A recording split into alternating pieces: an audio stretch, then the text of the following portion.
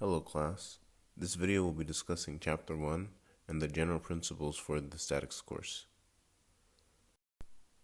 The book introduces this course by explaining what mechanics is and how statics is related to mechanics. Mechanics is an area of physics concerned with the state of rest or motion of bodies that are subject to force. Mechanics has three branches, which are rigid body mechanics, deformable body mechanics, and fluid mechanics.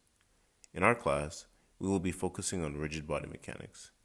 Rigid body mechanics allows us to design and analyze different types of structures, mechanical parts, and electrical devices commonly encountered in engineering.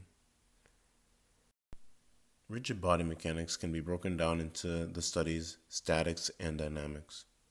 Statics focuses on objects at rest or constant velocity, while dynamics looks at objects with accelerated motion.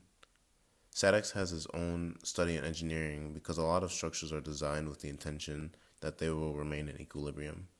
We do not want bridges that we create to be constantly in motion. We want them to be static with no acceleration.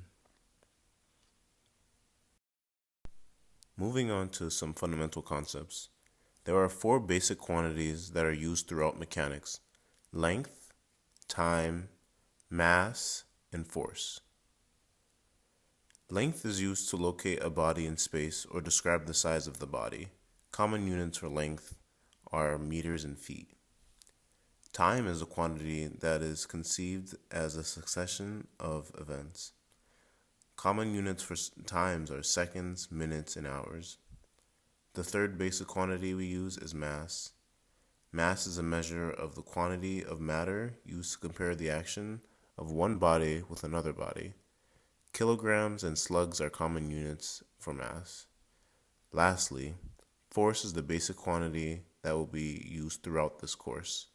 Force is defined as the push or pull exerted from one body to another. Common units of the measurements for force are newtons and pounds. The basic quantities are presented either in SI units or US customary units. Looking at the table here and in Table 1-1 in your book, we can see the different systems of units. Table 1-2 in your book gives you conversion factors between the two systems, and in Table 1-3, it shows different prefixes for units such as kilogram and millimeters. Moving on to some models and idealizations.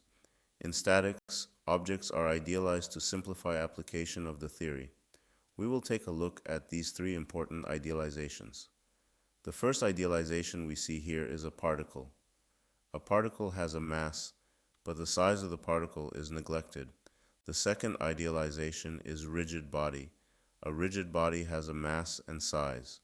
A rigid body can be considered a large group of particles with a fixed distance from each other both before and after applying force to the body. This idealization is important because we are assuming there is no deformation occurring in any structures. This allows us to not have to worry about the type of material. The last idealization is concentrated force. Concentrated force is a load acting on one point of a body.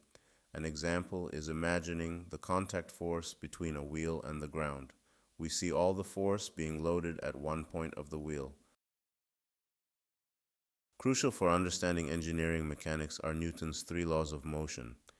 Newton's first law states that a particle at rest or moving at a constant velocity remains in this state given the particle is not subject to unbalanced forces. You can imagine a hockey puck sliding on ice. The hockey puck will keep moving at the same speed given no friction or outside forces. Newton's second law states that a particle acted upon by an unbalanced force, F, will experience an acceleration, A, in the same direction as the force with a magnitude that is directly proportional to the force. Given a particle mass m, this law can be expressed as F equals ma. For this law, you can imagine two identically shaped balls. Ball A has a mass of 1 pound and ball B has a mass of 10 pounds. In order for ball A and B to have the same acceleration when pushed, ball B will require more force to have the same acceleration as ball A. In Newton's third law, it states mutual forces of action and reaction between two particles are equal, opposite, and collinear. For this law, you can imagine a book sitting on a table.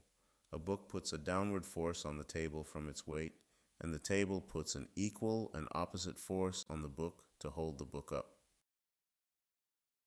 The last fundamental concept we will look at is weight.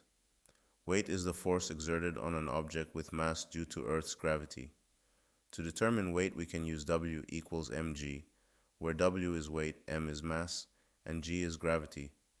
In SI units, gravity is 9.81 meters per second squared. In US units, gravity is 32.2 feet per second squared.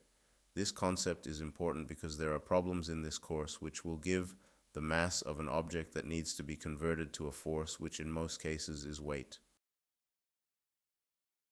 The end of Chapter 1 discusses general procedures for analysis. This section is foundational for understanding the steps needed to solve equilibrium problems. The most effective way of learning the principle of engineering mechanics is solving problems. The main reason the course is being taught as a flipped classroom is so that we can spend the majority of our time solving problems. The more problems you solve, the better understanding you will have. The first step in every question is to read the problem. This may seem like a given, but it is important that you read and understand the problem and what it is asking you to solve. The second step is to draw a free body diagram. This is a sketch outlining the problem to help you visually understand the problem and each of its components. This is fundamental to many engineering courses. Next, we want to state our givens or known values. Write down variables you do know from the problem and what variables you want to know. Fourth step is to write out our equations. When writing equations, we want to make sure they are dimensionally homogeneous and make sense together. Next, you solve your equations using your known variables. With our known variables solved equations, we can answer the question. Once you answer the question, it is always a good idea to check your answer.